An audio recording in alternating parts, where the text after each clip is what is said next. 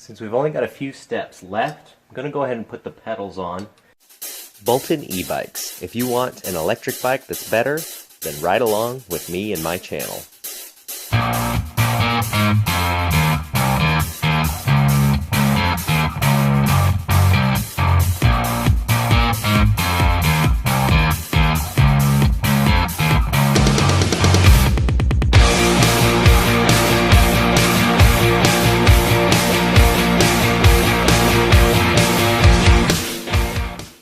As far as tools, you will need a wrench. There are specific pedal wrenches. That's because a lot of times a standard wrench is too wide to fit onto the flat spots here to tighten it down. And it has two different size slots actually, because there's two common sizes for pedals, and this one will fit either size. The only thing you really need to know about installing pedals is that one side has reverse threads. So left side has left hand threads, right side is right hand threads. So left side, you need to remember to go left to tighten it up, right side goes to the right. These pedals also have a head for an Allen wrench on the inside, so you can tighten them up that way as well. Either way, I like to make sure to tighten them by hand as far as I can. That way I know that I've got the right pedal, they're going on straight. This one is labeled with an L, most pedals are, but we're going to get that on there. And I've got it almost all the way on by hand, so I'm confident that everything's going smoothly. Okay, now we'll do the other side. And right side, right hand threads. And the reason that they have opposite threads on the left side is because of the forces put onto the pedal. It would actually cause it to unscrew itself after a while if you had right hand threads on that side. We're up nice and close to the bike so we can install the chain. It's got to go around the front sprocket here, around our freewheel, through the derailleur and back. So we're going to need a chain breaker tool for this step. Now if you happen to buy a chain that has a master link, some of those are pretty nice and they can actually just pop right in by hand.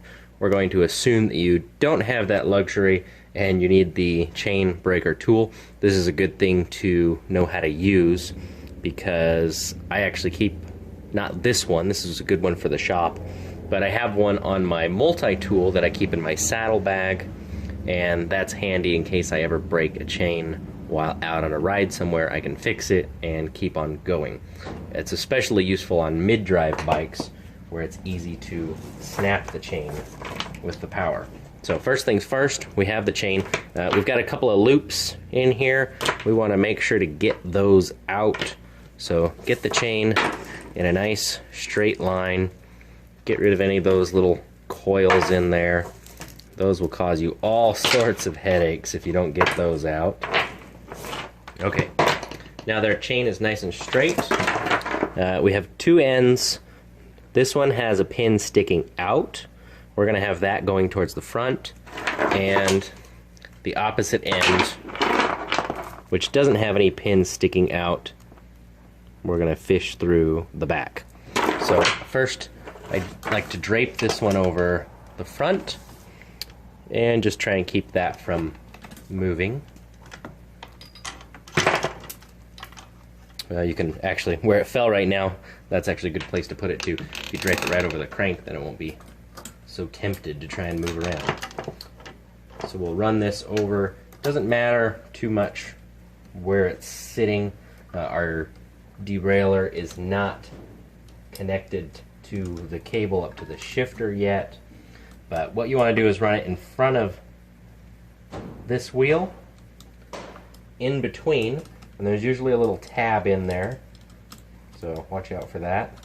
You're going to run behind the second jockey wheel, and then the chain is going to come together like this. Now if we have it routed properly over this gear in the front, it's going to go just like this. Now you can see there's some tension on this. That derailleur wants to pull it back. So to avoid fighting that while you're trying to put the chain together, most of these tools will come with something like this. May look like a little piece of wire that you want to throw away, but don't do that. Save that. This thing is really handy. What you do is slip it on one of the links up here, pull this forward, slip it on one of the links back there, and it holds your chain up without you having to hold it. Now, these have some slack and you can really easily work on your chain and you're not going to fight against it. So what we're going to do is pop these two pieces together. There we go. Now we're going to take our chain breaker tool, and you see one end has this little knurled wheel. There's a little hole on the inside of it, and that's so you can push a pin out if need be. This side is the one that you want to actually push on the pin. So we're going to slide that right over. We'll back this off till we can get the pin in. We'll have to back this off to where that sits. And then this half, we're just going to get this tightened down just snug, not super tight. And then we'll go ahead and start tightening this, and that will push the pin into that chain link.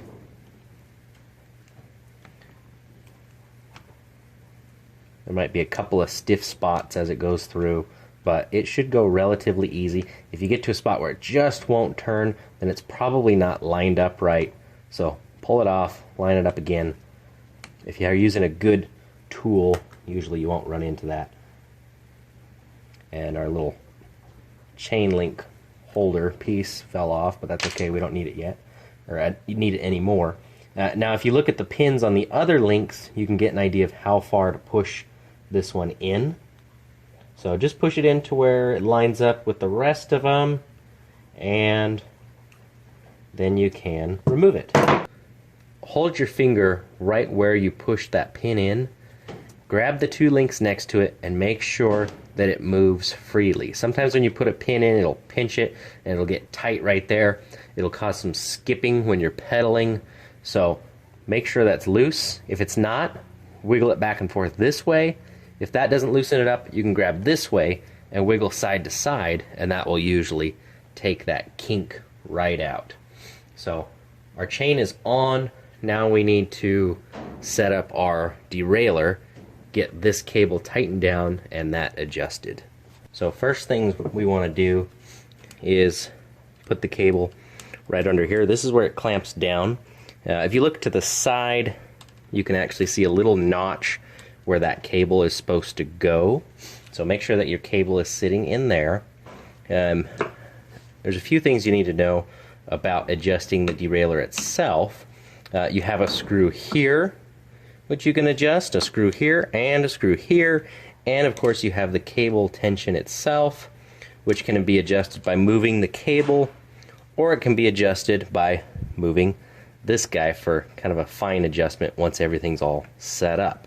So what do these other screws do? These ones are usually what cause people the most headache. These are limits. So if you look very closely, they're usually marked. This one has an L and an H for low and high. So when this is screwed all the way in, it's actually going to physically stop. And if you push it like this and look to the side right here, you can see where that screw is going and what it's hitting against. So it's going to actually limit the derailleur from going past a certain point. Now that's useful because you can set the limit up on the top so your chain doesn't ever skip off the top gear and get stuck between the motor and the freewheel. And you can also set the limit on the bottom, that way the chain can't skip past your lowest gear, in which case the chain will get stuck between the freewheel and your frame. For some reason, these limit screws from every derailleur I've gotten, they always tend to be in very tight. So first thing I do before I even adjust anything else is I back those out quite a bit so they don't get in the way. Once I make some basic adjustments and at least we're in the right gear, then I can start moving those back in and get them set up to where they need to be. Okay, now I'm going to show you my preferred method for getting the derailleur close on your very first try. So first, take your shifter up on the handlebars and shift all the way down to your number 1 gear. Shift down to your largest gear. Then I will just physically take the chain and move it up to it. Now the derailleur is going to be pulling on it this way a bit. That's okay, we'll take care of that in a moment. And then I will actually just push the derailleur over, and then we'll just kind of eyeball that. Now if I push it too hard, I can feel it hitting the spokes in the motor actually. So you could actually take and adjust your limit screw in a little bit if it's that bad. But basically what I want to do is just visualize a straight line from this gear down to this jockey wheel, and when I looks like I have it right, I'm going to take this nut right here and tighten it down.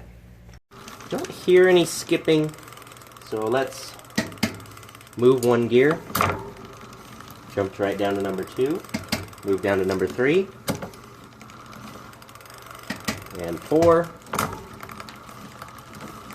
And I hear a little bit of noise, so we're going to need a fine adjustment. Don't quite know if it's up or down.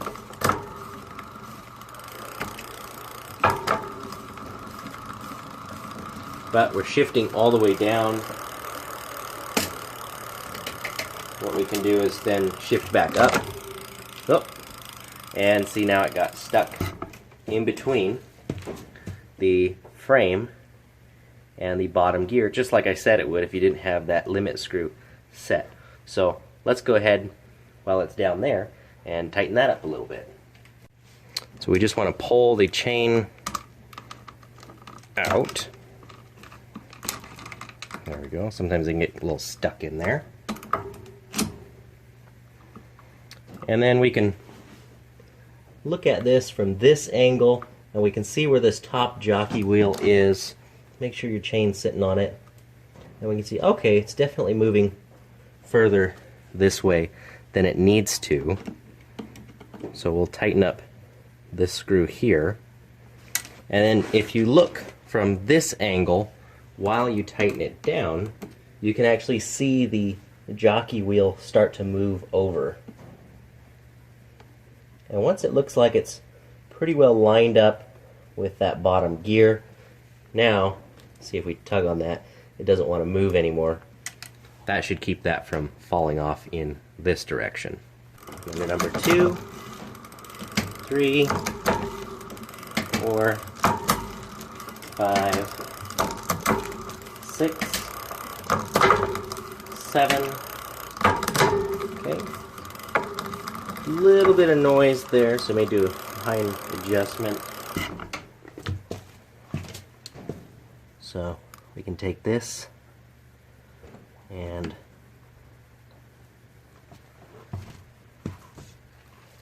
try again. We can shift back up.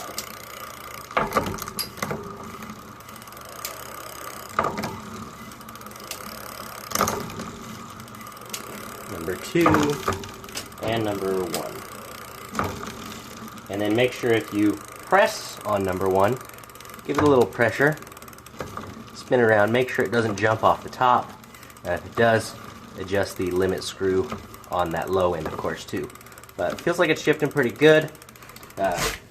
Keep in mind that your cable will loosen over time.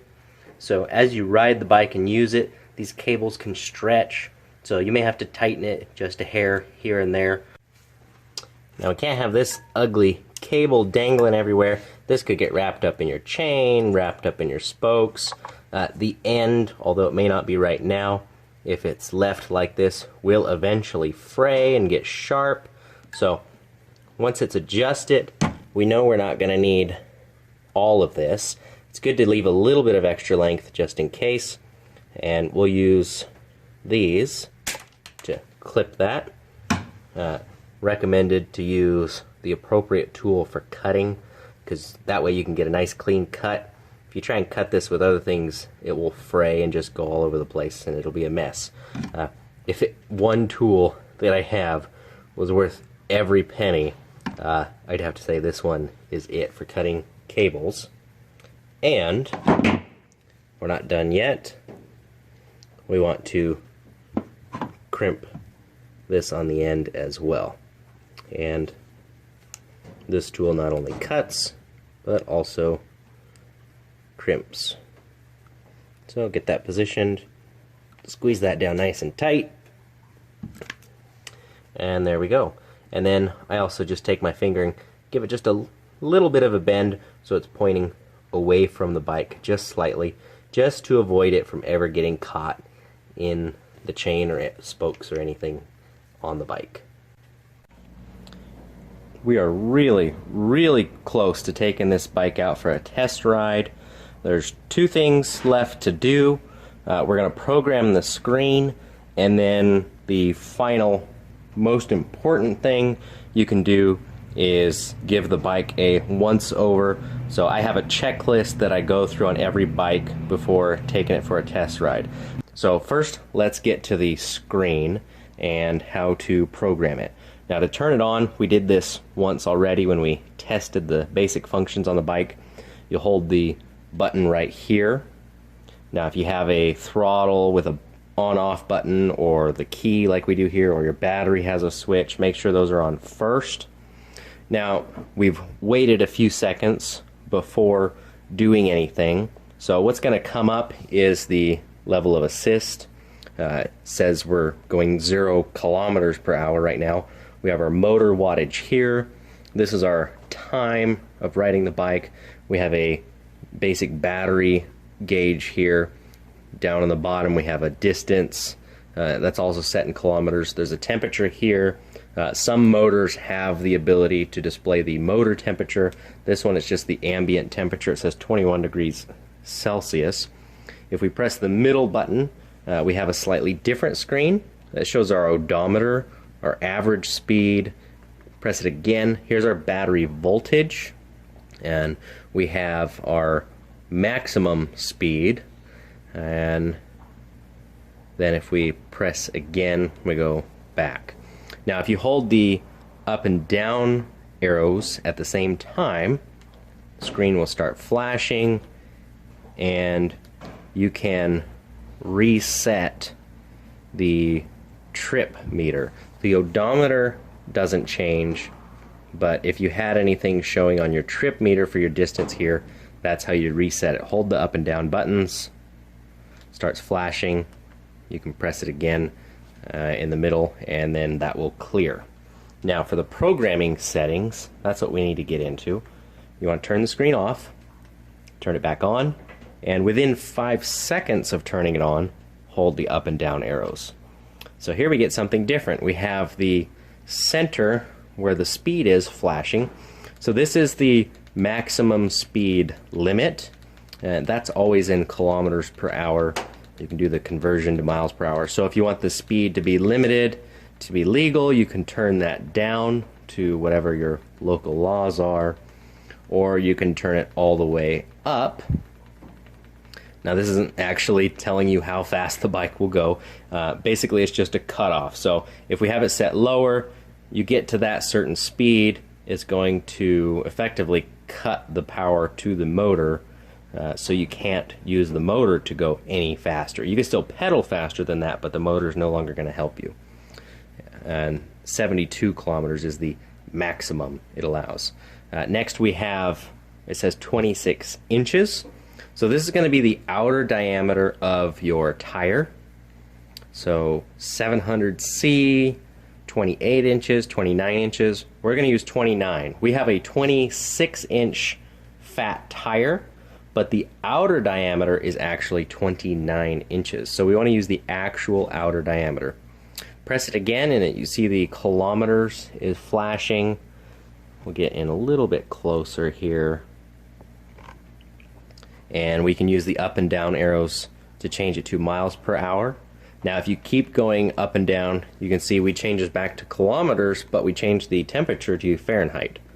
Press it again, we get miles per hour and temperature in Fahrenheit. So you can have miles per hour or kilometers, you can have Celsius or Fahrenheit in any combination that you want. Press it again and everything stops flashing. So we hold the up and down arrows again. Now we get to the P settings. So you have a P1 that has to do with the number of magnets in the motor. We can change that up and down. I'm not going to set these where they need to be because that really depends on your bike and your motor as far as what they should be. I will leave the settings that I put in this bike in the notes, that way you can see all of those. So P2, that will affect your speed reading. It has to do with how it picks up and reads that from the number of magnets in the motor. 3, 4, and 5. And if we press the middle button, the power button on P5, that stops flashing. And then we hold the up and down arrows again. And now we get to the C settings. So you have C1, C2, C3, C4, C5. C5 is the maximum power, by the way. So if you want the maximum, you can turn it all the way up.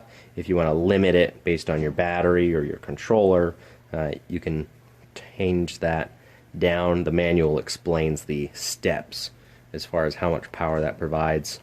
And C8, trying to remember, I think C8 may be the cruise control. It's either set to 1 or 0. I believe 0 is off and 1 enables cruise control. C9, C10, 11, 12, 13, 14, and then at 14 it stops flashing. That's all the settings. Once again, each individual setting is in the manual, and I'll give a brief explanation in writing as to what each one is and what I'm going to set them to for this bike. But to get back to the main screen and save the settings, and you can do this at any time through the process, you don't have to go through all the way to the end. You can just hold the power button down for a few seconds, and that'll bring us back to the main screen. Now you can see it has changed to miles per hour and Fahrenheit. We did change those. You can hold the up arrow. That will turn the backlight on the screen. I'm not going to do it right now, but if you hold the down arrow, that's what they call a walk mode. So I guess if you're going to walk up a hill, instead of pushing the bike up, you hold that down and it moves at kind of a walking pace. I find it to be a kind of a fast walking pace, and I don't know why you'd walk it up a hill and not just ride it up. So it's there. I don't actually know what it's good for. I've never actually used it in that way. Just be aware if you happen to hold that button down, or you're putting your hand over here and the bike jumps, that's why. I've seen that happen before. So that's it for programming the screen, how to get through all the settings, and now we're going to move on to our checklist. Now when I talked about the checklist, it is a literal checklist. So with each bike I build, I go through this checklist just as a final verification to make sure that everything's done properly, things are tightened down, there's no loose nuts or bolts or cables or anything. So let me explain what's on the checklist and why. We have the tire pressure, obvious reasons. Actually want to check the PSI in each tire. If it's too low, fat tires can get a little bit squirrely, especially depending on which tire it is. Some have a worse effect than others. You know, if it's too high, then maybe that's going to be not the right amount of traction for going on a trail, and that can make a different first impression when you go for a ride. So if your tires are too low, you go take the bike for a ride and it doesn't feel right, you know, you may not know that just a little bit of a change in tire pressure is going to make a world of a difference in how it rides, and the bike's going to be a lot better. Battery charged for obvious reasons. We want the battery to be fully charged when you go for a first ride, because you may think you're just going to go around the block and you're going to come back after having ridden 10 or 15 miles because it was so much fun. So make sure your battery is charged, especially before your first ride. I recommend verifying the voltage on the LCD screen because that's a little more accurate than some of the lights that you'll see on throttles or on the battery itself. So this is a 48 volt battery. For example, I know that it should be 52 to 54 volts fully charged. There's a slight fluctuation depending on the model. But basically, if you know what the battery is supposed to be fully charged, you can always check that and you know you're good to go. On this particular bike, one thing on my list is the throttle key is present. We want to make sure we don't lose that and the bike won't turn on without it. Front brake stops firmly, rear brake stops firmly. Have two separate items, that way you make sure to check each one. And then we have axle nuts tight, and I have that listed separately as front left, front right, rear left, rear right. That way I make sure to check each and every one. I have a quick release on the front of this, obviously that's a little bit different, but you get the idea. You want to check and make sure that both of your wheels are nice and tight and they're not going to go anywhere. And pedals tight, so we want to check the pedals and make sure they're tightened down properly. Crank's tight, so there's a bolt underneath the cap on the crank that we put on earlier. Want to make sure that's nice and snug.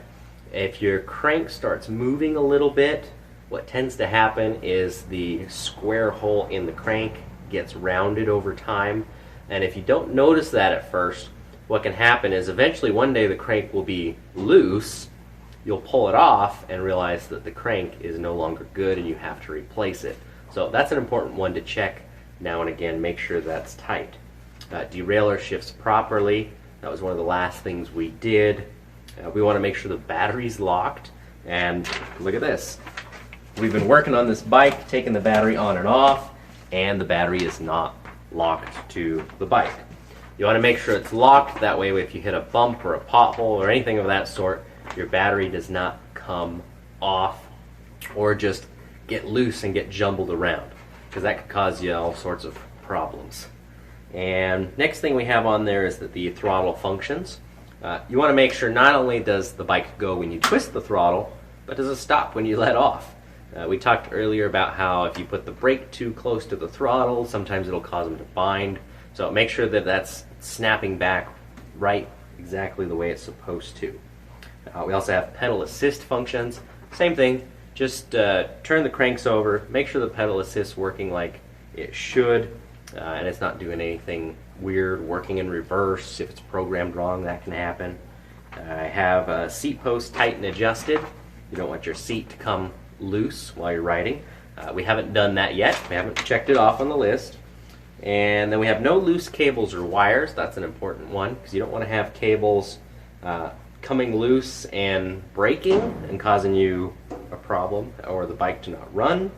You also don't want loose cables getting into your chain or your wheels or anything like that and causing a breakdown that way.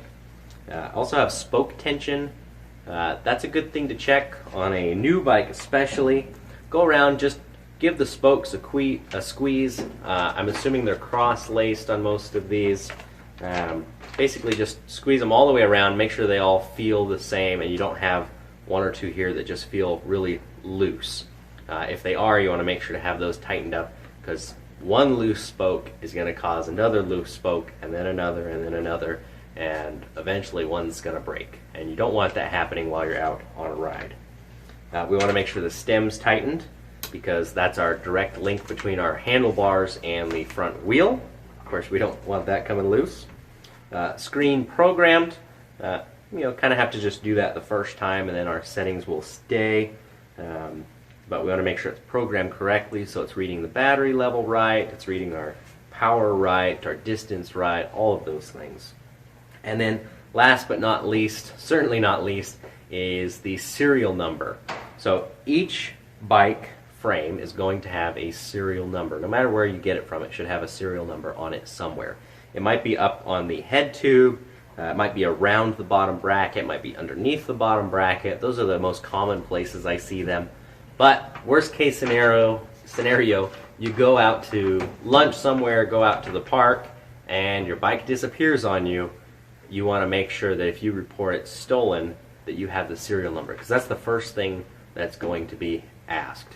In fact, I've seen databases and different things of people collecting serial numbers of stolen bikes, and there's people actually out there looking on purpose at bikes that are for sale and trying to report them as stolen so people can get their bikes back. So a lot of good things happening if you have your serial number written down. If you don't, it makes it very hard to prove that it is in fact your bike.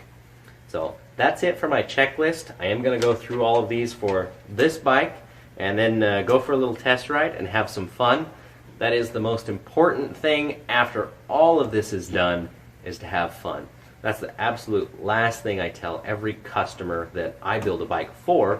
As soon as they leave, I tell them one last thing, and this is the most important thing with your bike: have fun.